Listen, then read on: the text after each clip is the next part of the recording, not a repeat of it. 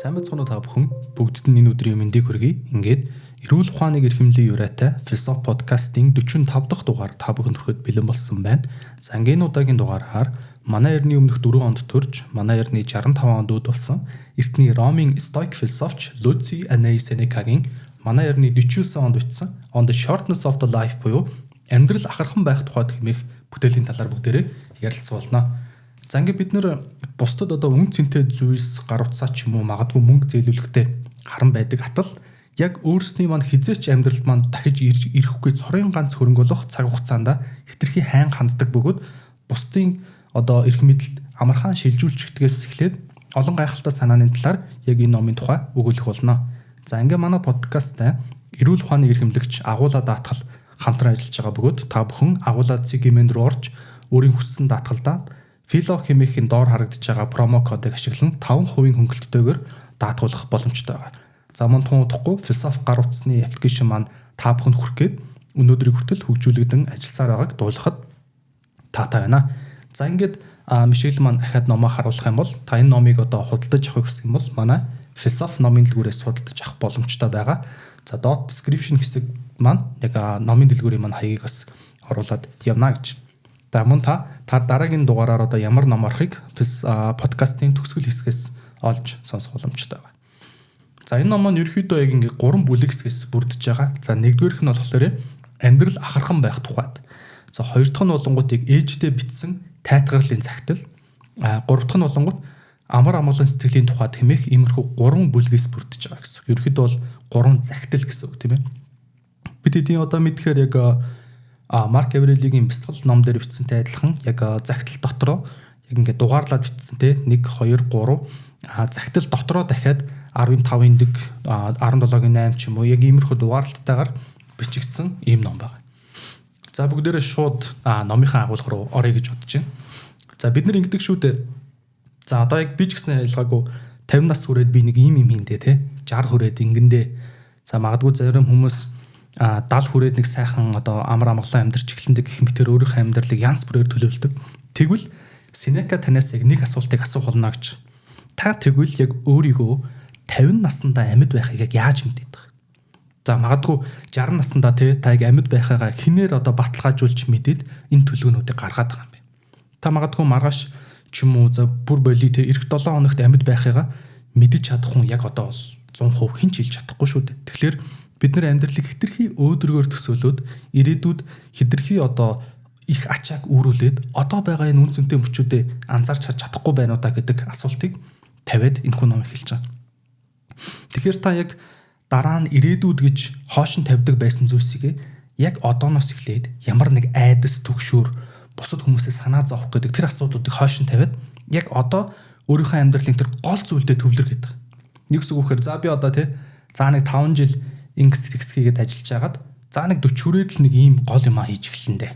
За би одоо байгаа асуудлуудаа шийдээд тийм ээ дуусныхаа дараа 50 хүрээд л яг өөрийнхөө амьдрандаа ч юм. Тэгэхээр энэ бодлууд бол одоо хүн төрлөختний одоо 2000 жилийн өмнө бичигдсэн номын энэ үед ч гэсэн хамгийн хуурмаг өөрийгөө хуурсан бодлууд гэдэг. Тэгэхээр та ирээдүйд амьд байх гэдэг баталгааг чинь та өөртөө ч тэр ямар ч нэг лам ч юм уу ямар нэг бөө эсвэл ямар нэг одоо компани танд гаргаж өгч чадахгүй учраас та яг одооноос эхлээд өөрийнхөө амьдралын гол зүйлдээ төвлөрөж эхлэрэй гэж хэлээд. За энэс гадна яг тэр ихэнд хэлээд байгаа санаа тийм ээ. За бид нар одоо жишээ нь ингээд хүнд таны одоо чинь яг одоо энэ подкастыг сонсож байгаа компьютер ч юм уу гар утсыг надад өгчих гэвэл та гайхан тий. За магадгүй танаас одоо хүн нэг юм 300 мянган төгрөг 500 мянган төгрөг зээлээд авах юм бол за та хангалттай хэмжээний мөнгөтэй хүн биш бол бас жоохон бодон тийм ээ хийн билээ яах вүлээ их вүлээ ер нь босоож авах вүлээгүй гэдэг ч юм. Тэгвэл бид нар уулзалт товолцоо тэр уулзалтын дээр тэр хүн маань ирэхгүй магадгүй хоцрох ч юм уу тийм нэг цаг болох. За эсвэл бидний амьдралын үнэтэй цагийг маань нүрээд дөлгөнө чи энийг хийгээд өгөөч ч юм уу тийм. За эсвэл одоо цэцгээ навчаа тийм чи надаа чамд бол амархан шттэ чи нэг цаг л болно энийг хийгээд өгөөч ч юм уу. Тэгэхээр энэ байдлаар таны цагийг өөрөө хомсолно гэдэг маань танд ойлгож байна ингээд ахиж хизээч цаг хугацаа олдохгүй байхгүй юу? Таны амьдралын цаг хугацаа одоо хязгаартай. Хизээж эргэж ирэхгүй. Харин эсвэргээрээ тэр ихэнд яриад байгаа одоо таны гар утас ч юм уу компьютер ч юм уу эргэж ирж болно. Юу гэсэн үг вэхээр тэр компьютерний чинь төстэй маркет загвар нь бол одоо зах зээл дээр худалдаалагдаж байгаа тийм ээ. Та төстөөгөр нь орлуулж болно. За эсвэл одоо юу гэдэг одоо миний өмсөж байгаа цамц ч юм алга болж болно, урагдаж болно. Тэглээгээд би сандраад байх хэрэггүй шинэ авчиж болно. Гэтэл яг өнөөдөр байгаа миний цаг хугацааг үрсэн ч юм уу те. Энэ асуудлуудын болохоор орлуулах боломжгүй гэдэг. Тэгэхээр одоо англиар яг энэ Seneca ингэж хэлээд commodity гэдэг чинь одоо хөрөнгө гэсэн үг ш тоолж болдог. Өмч хөрөнгө те. Одоо нөгөө янз бүрийн арилжаа гэдэг хүмүүс сайн мэднэ. Commodity гэдэг дээр нь алт ч юм уу те. Алт нүрсийг commodity гэж нэрлэдэг. Одоо мал ч юм уу те. Тэгэхээр цаг хугацаагаа яг энэ commodity шиг бодъё гэж.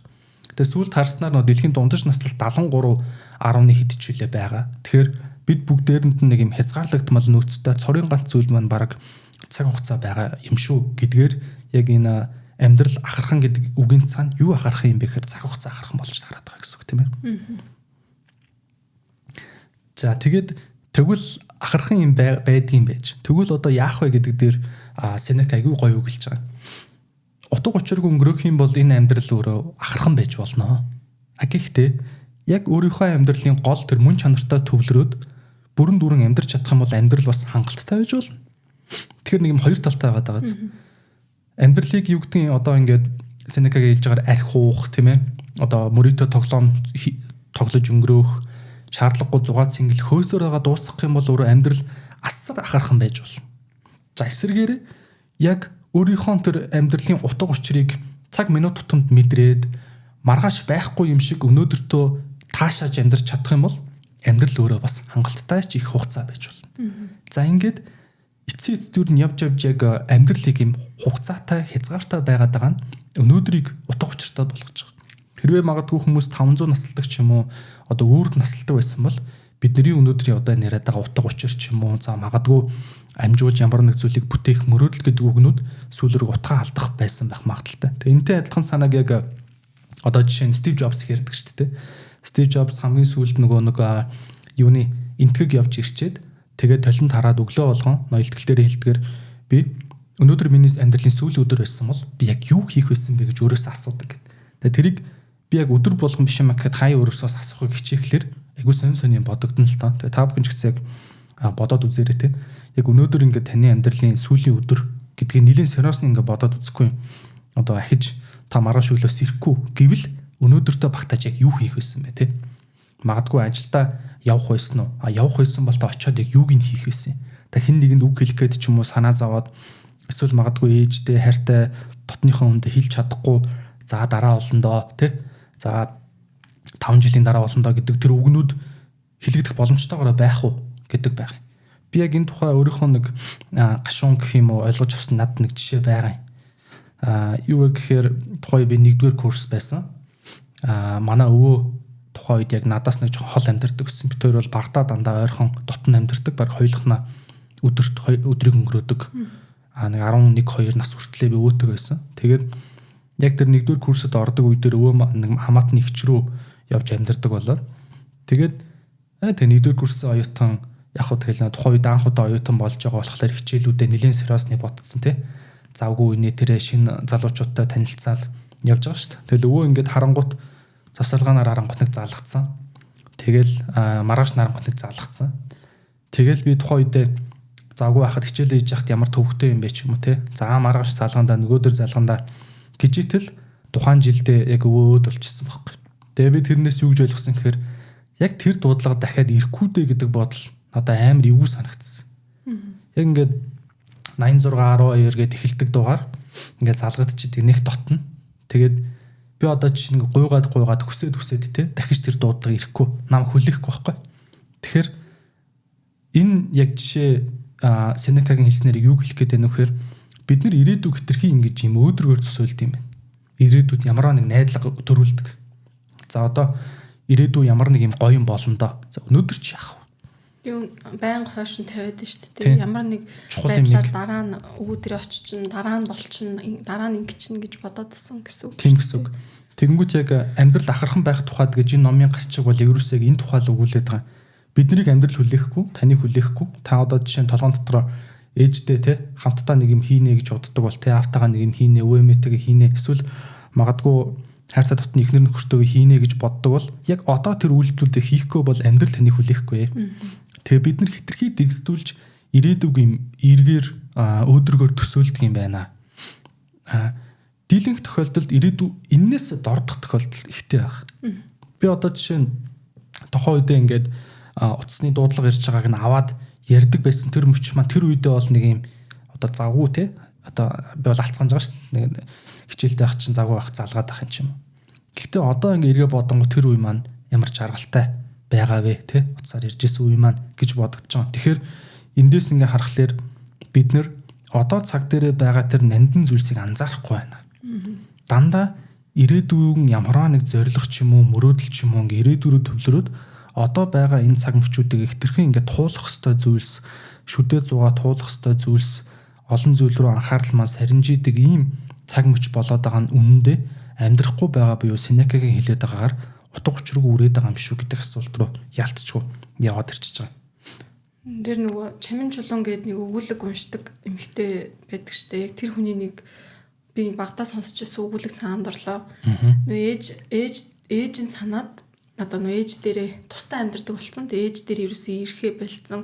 Тэгэл ээж нь зав гарахаар нь байнга залгаал эцээ ирэх чинь ингээд асуудаг. Тэнгүүд нөө хүүхэд нь за зээж дээр очихоор одоо ингээд хитэн давхарлуу шатаар мацаж гарна марна гэд нэг тийм байнга ийм дотроо ямар нэг ийм шалтак үүсгээд тэгээд очдоггүй байсан байж байгаа. Тэг яг нөгөө ээж нь өнгөрөх болдог үлэн өнгөрсний дараа яг тэр мөчт очиход тэр шатыг бол бараг 1 секундын дотор нисэж байгаа юм шиг гарсан гэж байгаа байхгүй.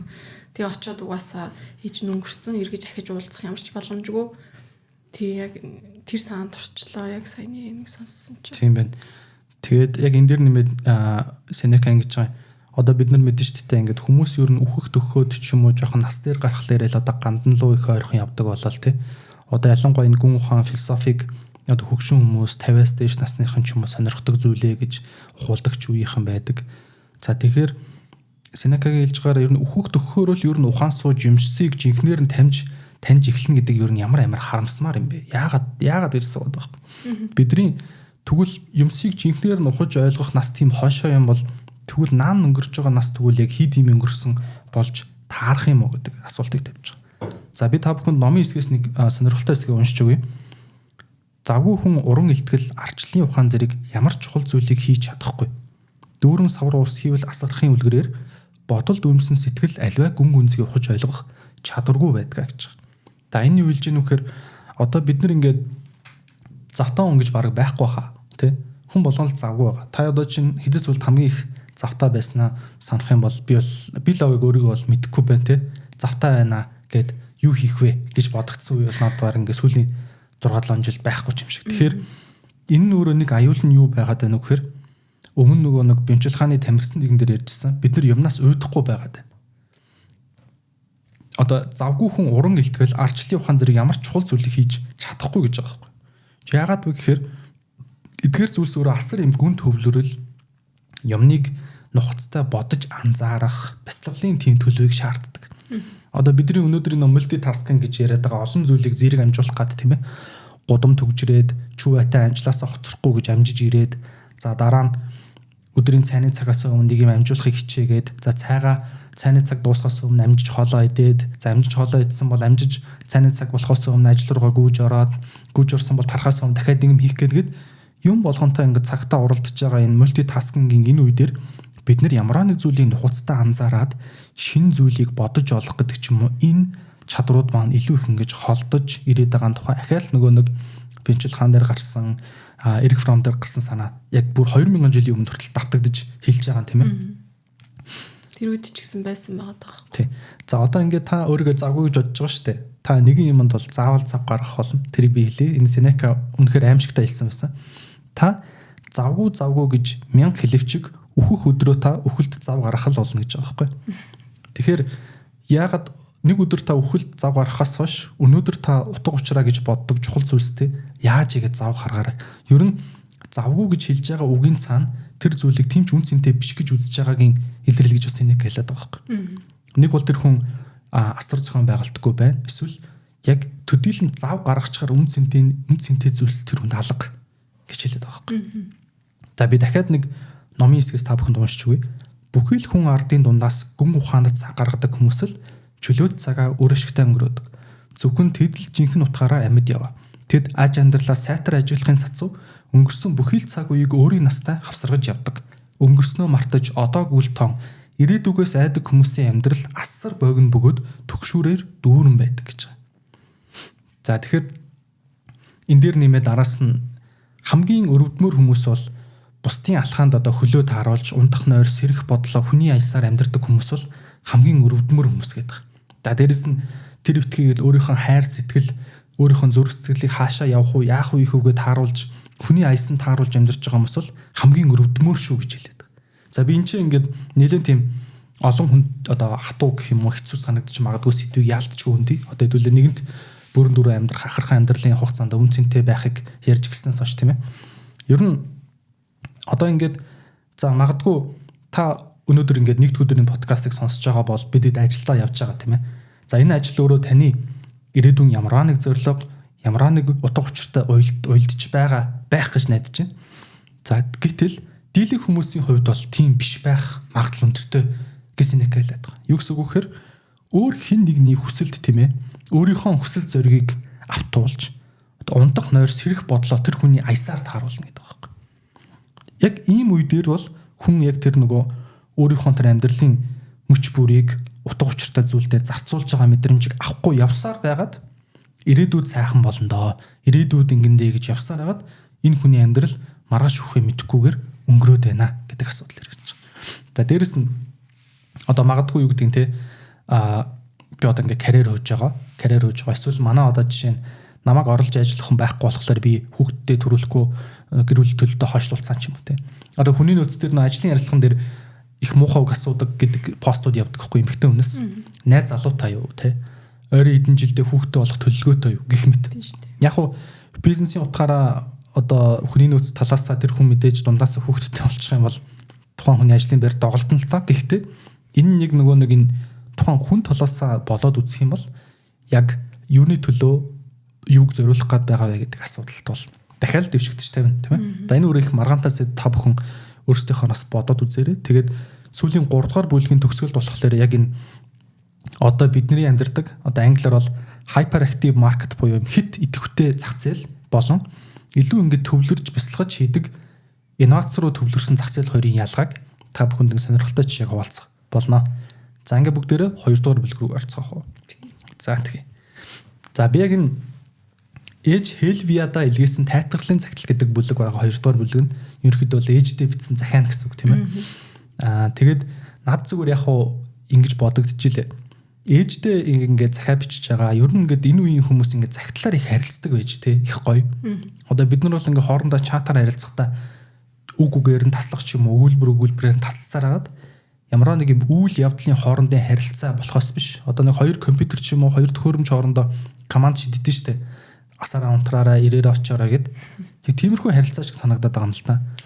Асар богинохон тэгээ зарим нь ч монголоор биш кирилл латинаар тий бичгэн зөв буруу янз бүрийн үгийн утга хүртэл алдагдана. Янз бүрээр. Тэг ингээд одоо би чинь ингээд юу гэсээс нь өөрийнхөө мэрэгжилтэй холбоод ингээд бодонгууд ингээд ийм байгаад байгаа байхгүй. 2 хүний чатны ярилцаа ингээд богино чатуудаар тэгэхээр ингээд хувь хүн яг ингээд нухацтай бодож үзээд өөрийнхөө санаагаа бүрэн илэрхийлж амжихгүй нөгөө хүнийх нь хариу үйлдэл ирээд тахлаар яг ингээд нэг юм цэвэр жоохон антенлэг гэх юм цаашаа энэ зүгээр нэг юм баг доод түвшний харилцаа ч юм шиг сүүл рүүгээ тийм роботлог ч юм шиг харилцаа болоод тэнгуүт одоо энэ бидний монтен ч юм уу те та Ницше байна ер нь дээрвийн хүмүүсийн нөгөө нэг загтлын харилцаа их гой санагдаад. За би одоо жишээ нэг хүн захиавчлаа гэхэд яг ингээд хэлмээр байгаа юмнуудаа нухацтай бодоод арилгаж дахиж бичээд яг ингээд буулгаад бүрэн санаагаа илэрхийлээд дуусаад цэг дараад одоо гар үсгээ бичээд сэтгэлийн үг өвчөд дуусч байгаа байхгүй. Тэгвэл энэ ямар гоё вэ те. Тэнгүүд нөгөө хүн ч гэсэн магадгүй нөө захиаг нь уншичаад ууралч ч юм уйлж болно шүү дээ. Тэгэхэд тихгүйгээр трийгээ дарцсныхаа дараа захиан дээр арай жоохон ингээд ухаарч амжичаад хариуг нь бичээд байгаа байхгүй. Тэгэхээр нэг юм бүтэн хоорондын харилцаа болж өрнөдөг байсан санагдсан. Тэгээд ялангуяа одоо энэ Сенекагийн ээждээ бичсэн загтал бол ингээд бидний үеийг хүртэл үлдсэн байгаа байхгүй тий. Одоо бидний чатны түүх ч юм уу тэр тундаас ухаарад ирээдүйд одоо хүмүүс ном бичих нь бол одоо юу л бол те. Оронд нь бол яг ингээд захидлын ч гэх юм уу ийм урт хэлбэрийн харилцаа бол ийм нухацтай тухтай байжээ гэж. Тэгээ мэйл яг уу захидал гэж хэлж болох ч гэсэн бас яг зүгээр ажил хэргийг л явуулахаас биш яг ийм захидлын түвшний хоёр хувийн хоорондын илүү ийм сэтгэлийн гэх юм уу илүү ухаарлын оюун санааны харилцаа бол бас арай биш байгаад байгаа юм тийм ээ. За тэгээд ээжийнхаа санаа сэтгэлийг тайтгаруулах гэж л мань хүн үзээд байгаа юм. Энэ нөгөө яг цөллөгт явцсан байсан үед нь бичигдсэн хэсэг энэ тайтгарлын захиа юм билээ. Тэгээ яг энэ ном нь бол өөрөө манай 1949 онд бичигдсэн гэдэг ааш тий. Сенека 40 57 таа байсан юм 55 таа байсан юм уу? Тэгээ яг энэ голд нь орсон 2 дугаар бүлэг буюу захидал нь бол нэг 41 42 онд буюу яг энэ Сенека 41 онд цөллөгдсөн. Уг нь бол Сенека их ийм нэр төртэй нэлээд язгуур гаралтай тийм гэр бүл төрсөн байлээ. Испани гаралтай хүн. Тэгээд нөгөө нагц их чинь бас нэлээд нэр хүндтэй хүн. Тэгээд нагц ихчийнхаа энэ одоо нөгөө яриа хөөргөөр явсаар агаад Ромд суурьшаад Ромд бүр одоо сенатын ийм хүрээлэлд орж амьдардаг болсон юм байлээ Сенека болохоор. Тэгээд нөгөө яг тухайн үеийнх нь имперор буюу нөгөө Ромын эзэнт гүрний хааны ихчтэй ингэж одоо учир уруулсан гэдэг шалтгаанаар цөллөгдсөн. Тэрнээс өмнө бас яг тэр үед ноёрхож ирсэн Калигула гээд имперор намайг ингэж одоо нөгөө муухагаар энтэнд бичлээ гэж бас алах гэж оролдож исэн билээ амиа хорлолч гэлөө. Тэнгүүт Сенека маань насаараа ер нь бол жоохон өвчтөй явсан хүн байлээ. Уушигны сүрээ тэгээд астамтай. Тэгээд ер нь жоохон бие муу. Тийм болохоор нөгөө туслахууд нь наатах чинь би энэ угаасаа муу болохоор явандаа ингээ өвчнээ та зүгээр баг цөллөгт явуулаад яачих гээд тэгээд цөллөгт Корсика гэдэг арал дээр очсон байгаа шүү дээ. Яг тэр үедээ бичсэн энэ бодрол нь ингэж ном болсон юм байлээ. Тэгээд яг тэр нөгөө та одоо үргэлжлүүлээ шууд ярих бах те ээжтэй нөгөө цөллөгдсөний дараа ингээд намайг цөллөгт байгаа гэдэгт битгий ингэж юу агаараа гутраараа сэтгэл санаагаар унаараа би энд одоо яаж байгаа вэ гэсэн утгатай юм захиа юм билээ. Тийм байгаа. Тэгээд яг энэ нөгөө ээжигээ тааны одоо мэдэрч байгаа зовлон чинь та даваад гарч чадна гэдгийг өөрт нь ойлгуулахын тулд яг ингээд Сенекагийн захидлыг задлаад үзэж байгаа юм л та. Тэгэнгүүт одоо би ChatGPT-ийн ч юм уу туслалцаатай ингээд задлаад үзэнгүүт яг үндсэн бүрийн бүтцтэй 4 үндсэн хэсгээс бүрдэж байгаа захидал нь. Эхний хэсэгт Сенека яаж ийнү гэхээр яг одоо тулгараад байгаа нөхцөл байдал нь ямар үр дүнгийн илэрлэлээс энэ зүйл болчихвоо гэдгийг ингээд логиктой тайлбарлаж байгаа. За дараа нь өөрийнх нь өмнө нь туулсан зовлонгуудыг тайлбарлаж хэлж байгаа. Өөрийг нь одоо сануулахын тулд. Гэхдээ надад энэ бол жоохон амар санагдсан. Одоо та ингээд нөхрийнхөө өөрийнх нь цогцыг та гартаа хатгаж ийлаа тий. Хоёр одоо тоглож өсгсөн хоёр ачийнхаа одоо халуун биеийг биш хүүтэн цогцыг нь та өр дээрээ ч авч явж ийлаа. Тэгэхээр ийм хатуу зовлонгуудыг өнөөдөр хүртэл та туулаад гараад ирчихсэн хүн юм чинь энэ зовлонг ч гэсэн туулж авч гарч чадна гэж өнгөрсөнтэй нь холбож ингэж нэг ярьж байгаа. Хоёр дахь хэсэг дээр нь юу гэж холбож хурцлж яах нэхэр та бол аав маань одоо ингээд гүн ухаан судлаад гүн ухааны холбогдлолтой ном уншиж байхдаа таныг бүрэн судлахыг зөвшөөрдөггүй байсан ч гэсэн та өөрийнхөө сонирхлоор судалсаар хагаад та бол багийн философийн зэрэгтэй хүн болчихсон хүн шүү дээ. Тэгэхээр энэ удаагийн үйл явдал бол таныг философи руу бүрэн сайхан татаж оруулахын том ад завшаан тохиож байгаагаас ялгаагүй шүү. За мөн дээрэс нь та өөрийнхөө болоод энэ цаг үедээ амьдарч ирсэн мундаг хүмүүсийг санаарай. Тэр дундаа тэр эмгтээчүүдийг санаж тэр хүмүүстэй үлгэр жишээ авч амьдраарай. Энэ дунд нэг хүнийг дурдж байгаа. Тэр эмгтээ олонгот өөрийнхөө 12 хүүхдийн 10-ыг нь алдсан. 10 хүүхдийнхээ өөрийнх нь оршуулгыг хийсэн ийм хатуу хөцөг туулсан хэрнээ үлдсэн 2 хүүхдийн төлөө амьдралаараа амьдрч чадсан ийм эмэгтэй байгаа. Энэ эмэгтэйн төлөө ромчууд хөшөө хүртэл босгосон байдаг. Тэгэхээр та бол тэр эмэгтэйгээс ялгаа байхгүй.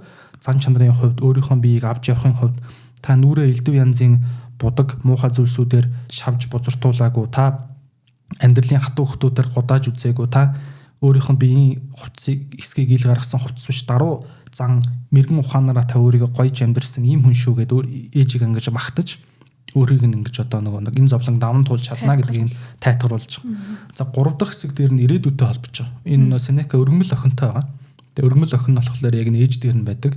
Тэгээд өргөмөл охин ганцхан танаас л одоо үлгэр жишээ авч дараачийн те одоо таны энэ мэрэгэн ухааныг загламжилсан эмэгтэйчүүдийн нэг болж хувирнаа. Тэгэхээр таны амаараа заавал хэлэхгүй ч гэсэн ямар үед ямар ааш хараашин гаргаж ийн гэдэг таны те одоо байгаа байдал юунд юу гэж хандж ийн гэдгийг чинь харж ойлгоод энэ охин ирээдүйд ийм мондөг эмэгтэй хүн болно гэдэгт нь битгэж ийна гэдэг тийм ийм дөрвөн бүтцтэйгээр тайлбарлалын цагтлыг бичиж байгаа байхгүй.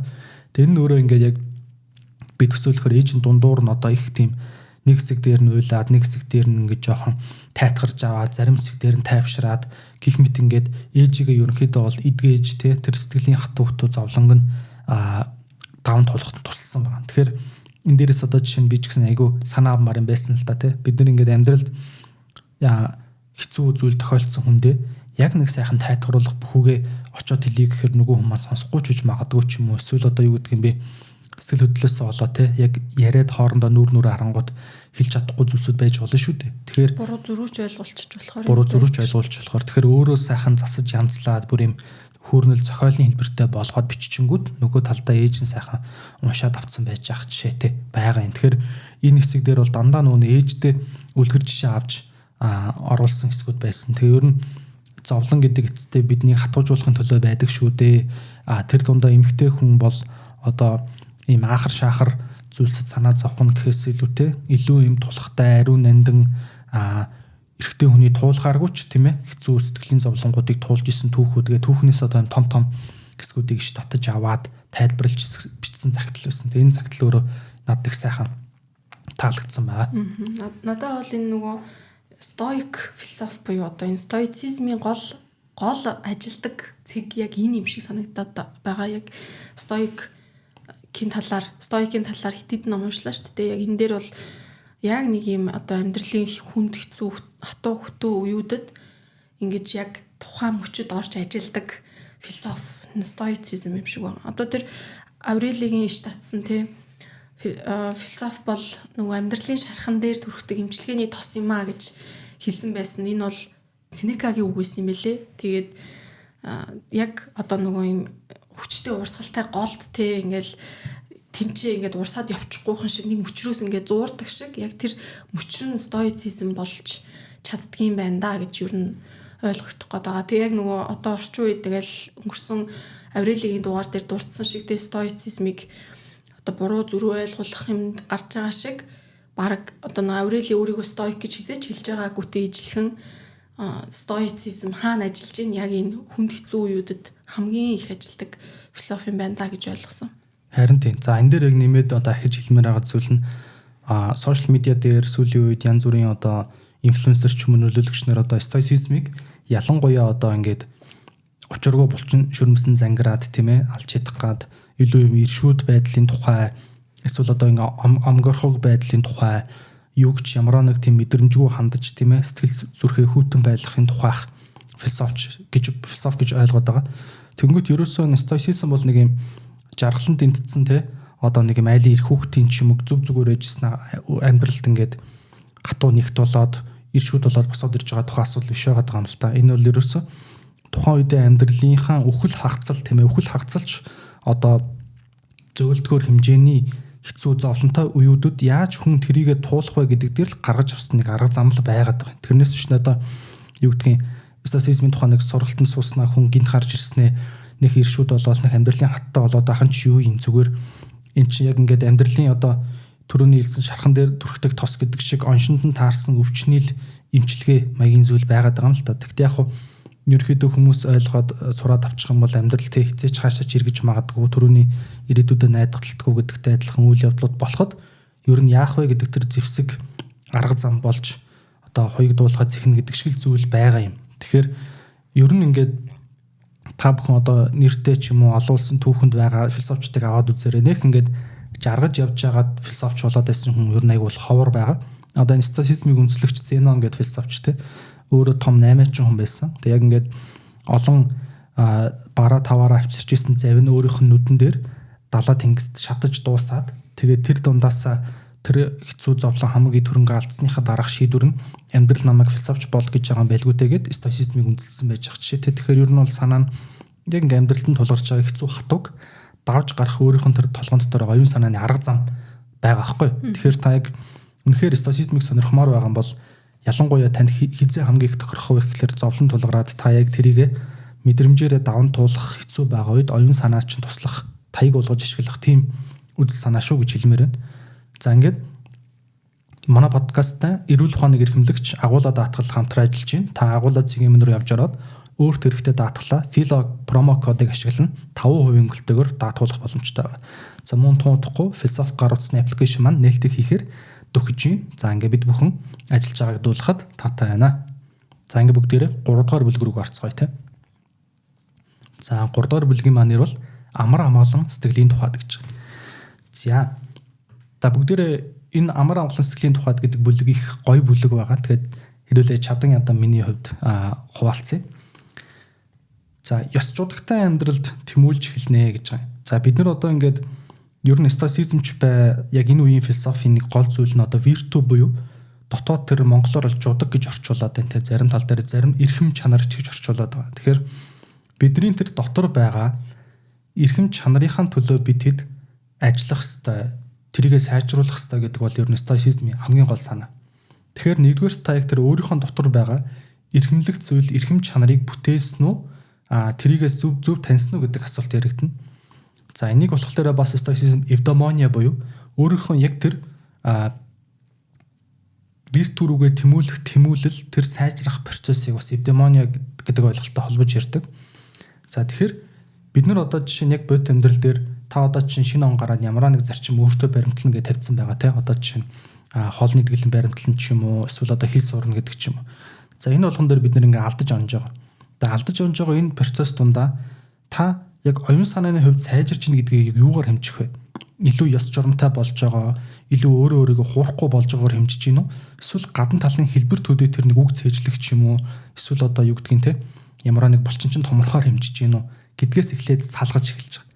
За ингээд салгангууд яг тэр ёс журамтай хэсэг нь өөрөө бидний амьдралд бас ингээд тодорхой хэмжээнд баг багаар бяр сууж идэг гэж. За одоо жишээ нь би одоо ингээд юу гэдгийг залуу бүр жоохон 10 жилийн хүүхэд байхдаа те. За би хүнд худлаа ярихгүй дээ гэсэн бол би ингээд худлаа ярьцдаг те. Зөрчигдөх магадлал нь 7 хоногт нэг 5 байж. За одоо ингээд нэг жоохон сэтгэлийн хад суугаад ирсэн чинь за 7 хоногт нэг 3 боллоо те. За ингээд бүр 40 гараад ирэнгүүт арай нэг бүр олоож удаг суугаад худлаа ярих нь бүрэг баг болоод нэг болоод ингэсээр байгаа багасдаг гэх мэт. Тэгэхээр Сенекагийн яриад байгаа нь бидний яг энэ ёс жудагтай холбоотой зарчмууд бол яг ингээд нас иххэн хэрээр илүү ингээд сайжирж бяр сууж явдаг зүйл. Тэгэхээр та одоо шууд одоо өөрийнхөө битсэн шиг ч юм уу төлөвлөсөн шигэ байж чадахгүй байвал бити санаад зовоороо энэ өөрөө ингээд цагийн ирэхээр бас сайжирдаг зүйл. Гол нь эннийхэн төлөө явсаар байх нь чухал шүү гэж хэлж байгаа. Тэр нөгөө нүдэнд гадна ил харагддаггүй чанар байгаа дээ шүү дээ. Хөгждөг те дотор илүү болдог. Тийм гэсэн хөгждөг зүйл. За тэгээд амар амгалан байхын тулд энэ нэгдүгээр чухал байх нь. За дараагаар нь энгийн ахыг таашаах хэрэгтэй. За юу юм бэ гэхээр Сенека бол өөрөө бас тийм ядуу хүн биш тийм ээ. Ер нь бол нийгмийн нэлээд чэнэлэг гаралтай хүн байна. Тэг өөрийнх нь хэлснээр бол би ингээд олон хүний гар дамжиж хийгдсэн түмэн зүгээс ирсэн орцтой хоолнд бол би дургүй. Харин хийхэд хамгийн амархан хэрнээ амьд явхад минь эрүүл байхад минь тусалж чадах тэр хоолнд л би дуртай гэж хэлээд байгаа. За тэгээд олон хүний атаа жөтөө үүсгэж нүдний хор шингэх тийм гоёмсог хувцаач одоо яах вэ те? Хувцсын зорилго бол миний биеийг надад тухтай байх нь гоё.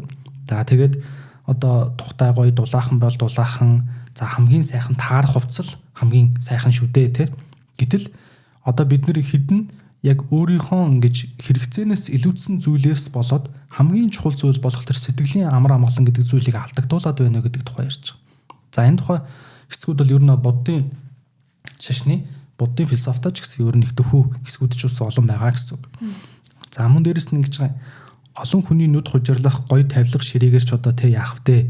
Аав минь өөрийнх нь гараар хийж өгсөн мөнгөн идэл ширээ байхтал болно доо гэдэг. Энэ дээр яг нөгөө стойкуудын ямар ширээ хамгийн сайн ширээ вэ? Ямар хүн хамгийн сайн хүн бэ гэдгийг тодорхойлох бүр суурь философитой холбоотой өгнүүд байгаа байхгүй юу гэхээр ямар ширээ хамгийн сайн ширээ вэ гэхээр стоицизмын үднэс бол ширээний үргээ гүйцэтгэдэг ширээ бол хамгийн сайн ширээ.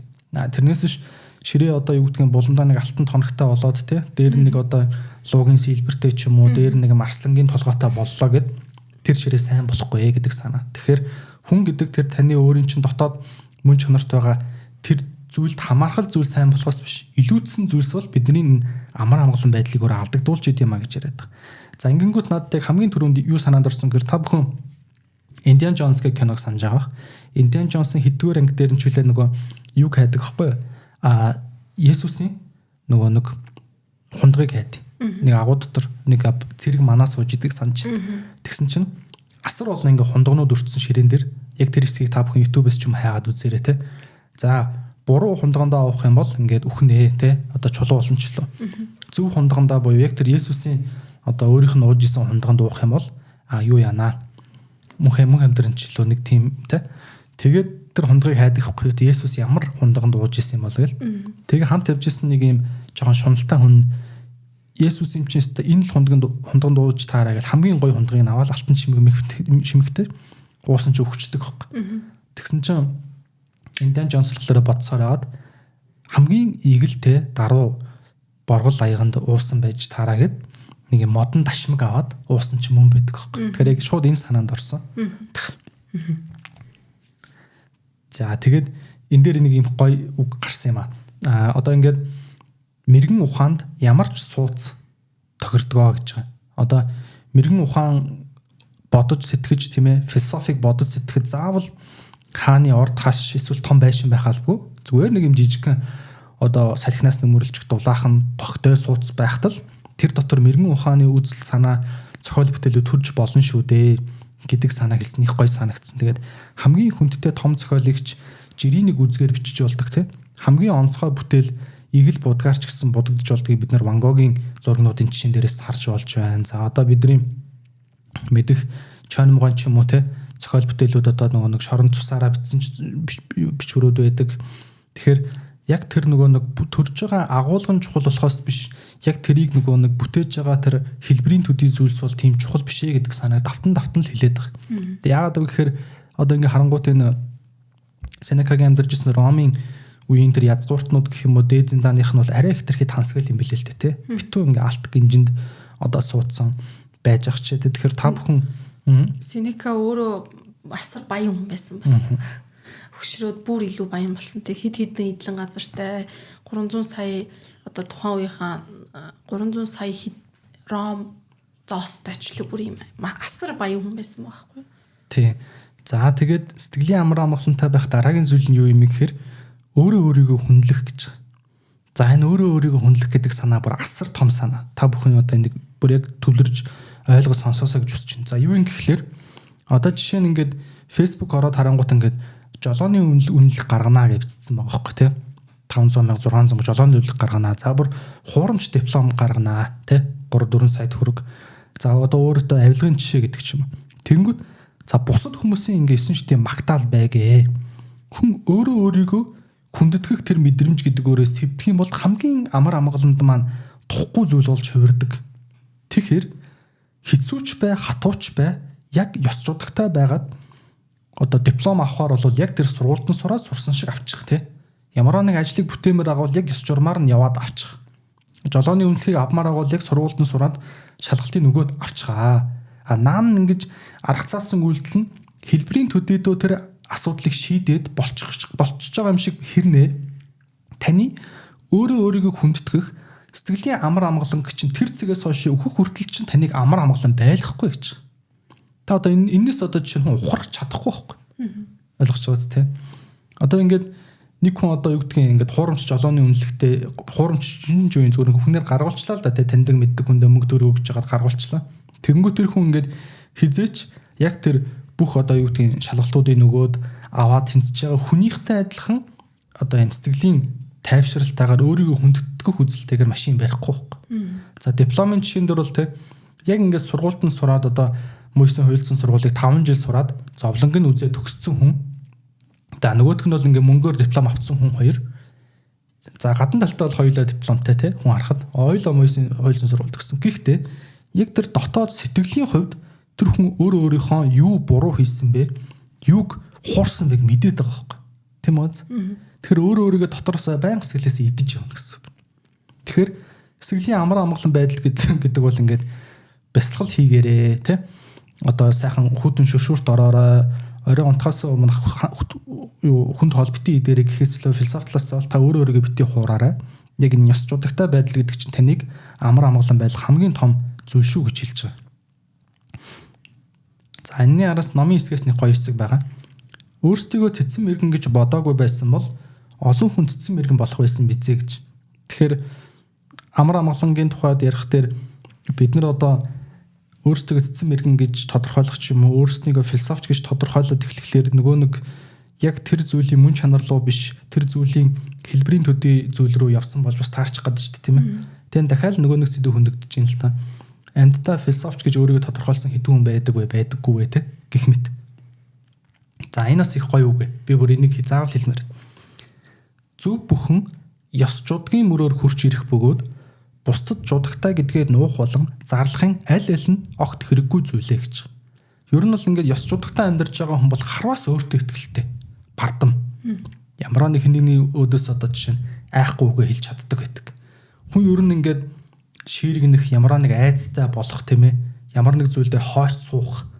Энэ асуудлууд өөрөө юунаас эхлээд байна гэхээр өөрийгөө ямар нэг муу юм хийсэн, буруу, итгэлгүй байх тэр хүний л ганцхан мэддэг ямар нэг зүйлс байдаг болж таарах гэдэг юм лээ Сенекагийн хэлж байгаа.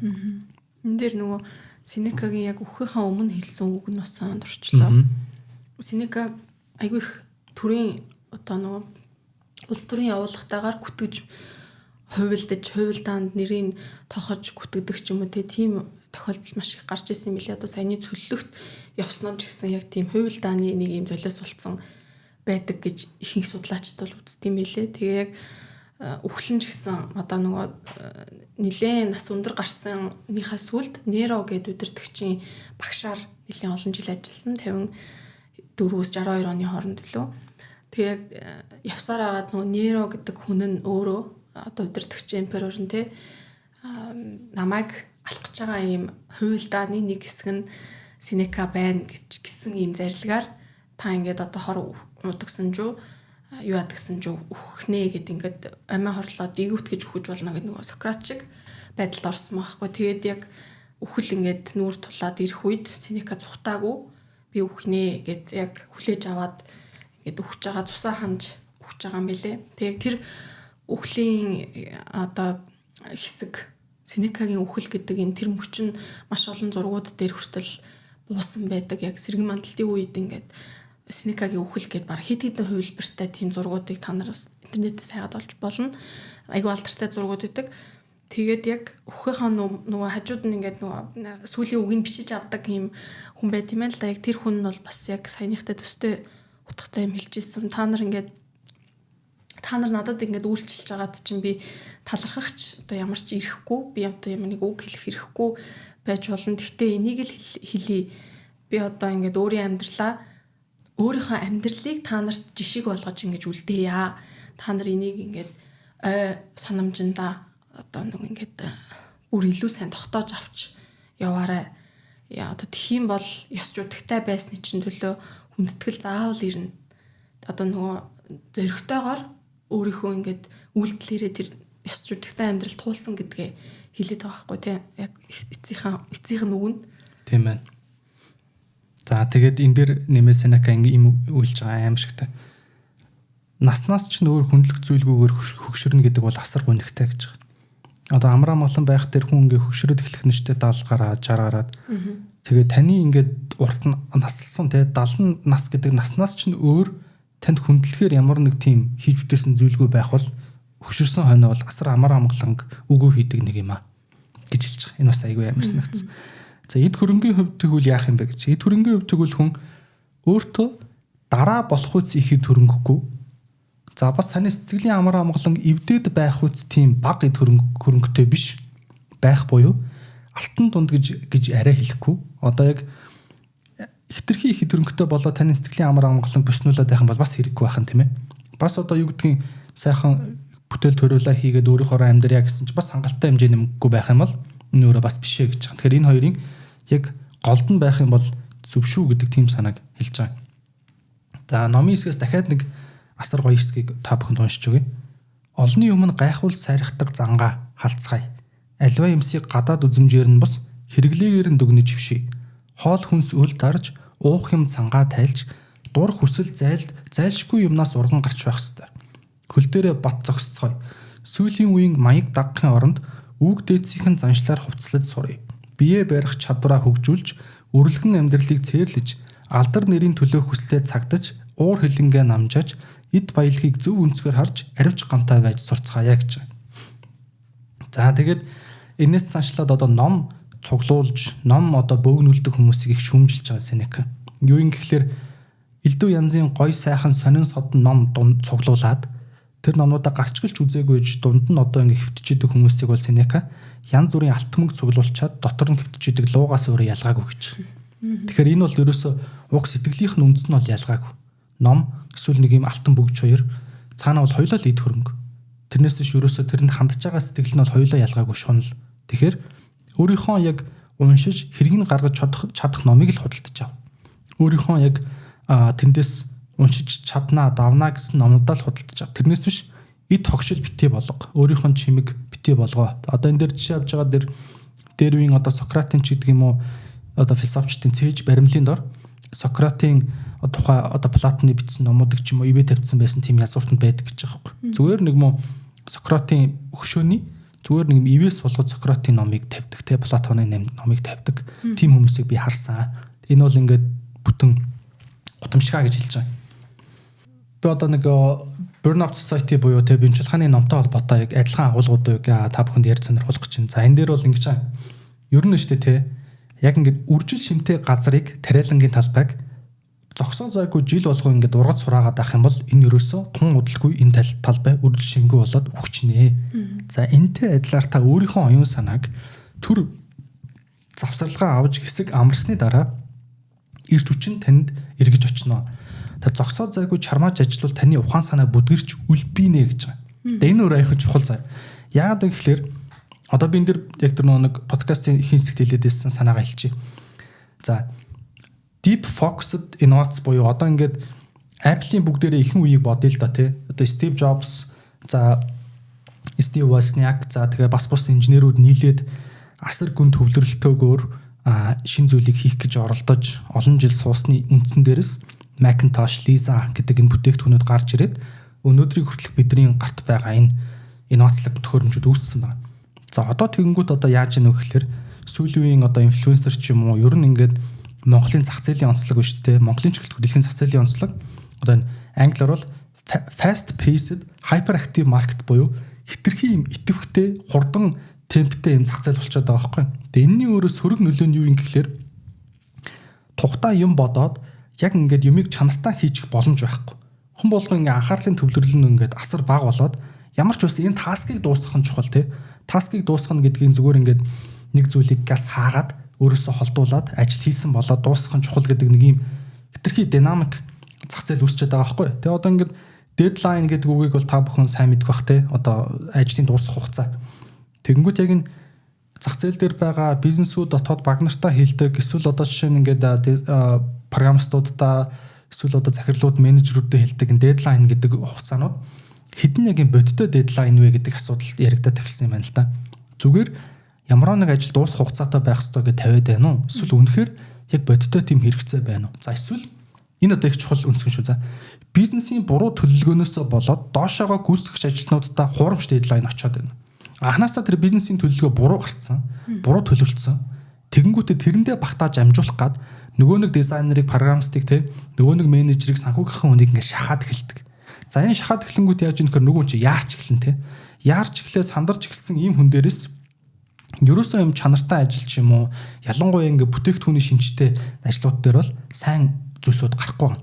За ингээд юм хоёр янзын одоо жишээ нь ажилд хандах хандлага байгаад шүү дээ. Гэхдээ би энэ дэр нэг зүйлийг өмөрхөөг нь юу вэ гэхээр нөгөө нэг залхуурж удаан ажиллах гэж байгаа гүйцэтгэгч нарыг бол би өмөрхөөгүй шүү. Одоо хүмүүсийг те. Энэ бол ингээд юмаа тухтаа суугаа чанартай хийчихье. Би сайн суух гад байтал энэ тентээс юм сандруулаад юм гарахгүй байгаа тэр кейсийг яриад байгаа. За энэний дараа би нэг юм сонирхолтой судалгаа хийж үзэхгүй юу юм гэхээр Яг энэ ажлын хандлага байна шүү дээ, тэ. Яг макро эдийн засагт буюу улс орны эдийн засагт ямархуу нөлөөтэй байдаг вэ гэдэг талаар авч үзсэн чинь за ингэж байгаа. Яг энэ хурдан пейстэй энэ hyperactive market гэдэг зүйл өөрөө энэ богино хугацааны ашиг харсан хүмүүсийг хэтэрхий их төрүүлждэг гинэ.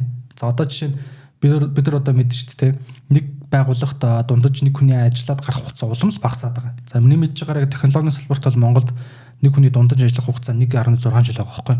Тэгээ 1.6 жил ажиллаад баг тухайн байгууллагатаа хувь нэмрээ оруулж амжсан юм уу гэх байж итэл нөгөө нөр ажилласаа гараад дараагийн ашигыг гарчиж байгаа. За энэ нөгөө Eric Fromm дээр бас бит хоёрын ярьсан нөгөө нэг ажилтан нь ажил олгогч байгууллагыг нэг гიშгүүр гэж харах те. Нөгөө нэг ажил олгогч нь болохоор нөгөө хүнийг одоо хэрэгсэл гэж харах гэдэгтэй адилхан асуудал руу бас хуурчих гээд байгаа. Тэгэхээр эсэргээрээ нөгөө нэг гүн төвлөрж юмаа хийдэг илүү тийм инновац руу төвлөрсөн зах зээлийн хандлага нь яадаг вэ гэхэлэр илүү юм урт хугацааны өсөлттэй ажлын байрыг бий болгодог юм. За одоо энэ дээр яг би нөө ChatGPT-тэй ярилцсан чинь юу хэлж байгаа байхгүй. Apple-ийн ихэнх үеийн болоод яг тэр Silicon Valley-гийн ихэнх үеийн зах зээлийг ярьж байгаа. Яг ингээ ажлын байрны өсөлт жил ирэх тусам тогтвортой байсан.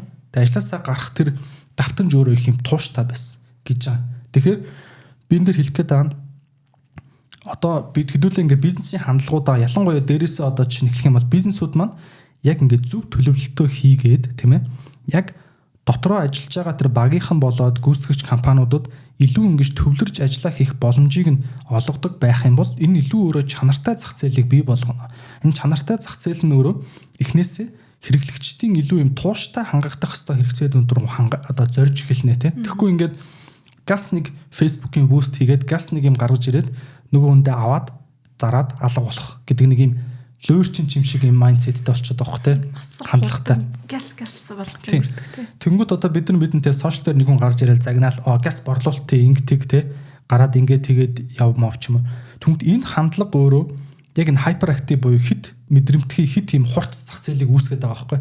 Ерөөсөө инновац байхгүй зүгээр ингээд 90-ээс бараа оруулж зарах гэдэг юм шиг те. Эсвэл газ нэг өөрийнхөө хагас дуу мэддэг юм онлайн сургуулиалаа зарах гэдэг юм шиг те. Ийм зах зээлийг бий болгоод. Эсвэргээр ингээд нэг юм тулхтай хөгжил те. Судалгаа хөгжүүлэлттэй инновацлог хөгжил гэдэг зүйл бол ийм удаан тогтвортой өсөлтөөс бий болдог гэдэг санаа байна. За би энийг яагаад ярьж байгаа гэхэлэр Сенека маань юу гэж хэлээд байна вэ гэхээр түрүүний хэлсэн. Яг ийм удаан тогтвортой утга учиртай амьдралын тухай л яриад байгаа. Сенекагийн ер нь яриад байгаа зүйл тийм ээ. Ер нь эцсийн дүндээ юу болж хувирах юм бэ? Өнөөдөр яг юу руу чухал руу төвлөрөх юм бэ? Чи яг хэрэгжилж чадах юм бол амьдрал тийм ч ахархан биш дээ гэдэг байгаа тийм. Тэгээд байгаа. Тэгэхээр энтэй яг өнөөдрийн нөгөө бидний ингээд амьдралын хэв маяг илүү жишээ нь ойртох жишээ учраас би энийг авч яриад байгаа шүү гэж. Тэгэхээр та бүхэн ч гэсэн юу гэдгийг 1 жилийн дотор 2 жилийн дотор яаж хурдан ашиг хийх вэ гэдэг хандлагаар биш тийм ээ. 50 жилийн дараа 60 жилийн дараа юу үлдэх вэ гэдэг хандлагаар юмсыг хийгээсэй гэж хүсэж байгаа. Тэгэхээр legacy буюу танаас ямар одоо үр хөвгтүүд тань Монголын зах зээл дээр эсвэл мэрэгжлийн чинь те салбарт чинь үлдэх вэ гэдгийг илүү харж эхлэсэй гэж бодож байна. Тэгэхээр бүгдээрээ подкастад өгнөд хэлэхэд та амьдралдаа одоо жишээ нь 50 нас хүрээд 60 нас хүрээд ийм сайхан зүйл хийндэ гэж тэр мөрөөдлөө хоош нь тавиа шидэд өнөөдөр ингээ галзуу хүн шиг те галзуурсан нохоо шиг амьдарч ирснаас яг одоо байгаа энэ өдрүүддээ илүү чухал зүйлдэд төвлөрж зоригтойгоор амьдарч эхлээрээ. Тэгэхгүй бол та маргааш ч өгчж болно 7 хоногийн дараа ч амьд байна гэдгийг чи хинч 100% баталж чадахгүй шүү дээ. Тэгэхээр хэдүүлээ яг амьдрал ахархан гэдгийг ойлгож ухаарад энэ амьдралаа илүү утга учиртай бүрэн дүрэн байлгаж аз жаргалтай амьдарцгаая л гэж энэ подкастыг дүгнэе да. Тэгээд энэ хүртэл сонссон та бүхэнд баярлалаа. За манай подкастта эрүүл ухааныг эрхэмлэгч агуулга даатгал хамтран ажиллаж байна. Та бүхэн агуулга цэгийн рүү орж өөрт хэрэгтэй даатгалаа Philo промо кодыг ашиглан 5% өнгөлтөөр даатгуулах боломжтой шүү гэж. За ингээд манай энэ одоо дараагийн дугаарт ямар ном орох вэ гэхлээр Виктор Франклийн Бүхнийг үл ажраа амьдрах хүсэл хэмээх энэ бүтээлийн талаар ирэх дараагийн дугаараараа ярилцах болно. За ингээд подкастын талаарх сэтгэлдүүдээ та бүхэн комент дээр бичээрэй. Манай сувгийг subscribe хийхээ битгий мартаарай. Манай нийт subscribe сонсож байгаа хүмүүсийн 50% нь subscribe хийгээгүй хүмүүс сонсд юм билээ. Тэгэхээр та бүхэн subscribe хийгээрэй гэж хүсэж байна. За ингээд баярлалаа. Сүүлийн нэг юм энэ нөгөө ном зарлцсан байгаа штэ. Энэ номноос бас уншсан хүмүүсээ байвал асуух юм байвал комментар биччихвэл. Тий. Тий бас дараагийн дугаартаа хамт ярилцж болох юм тий. За баярлалаа. Баярлалаа.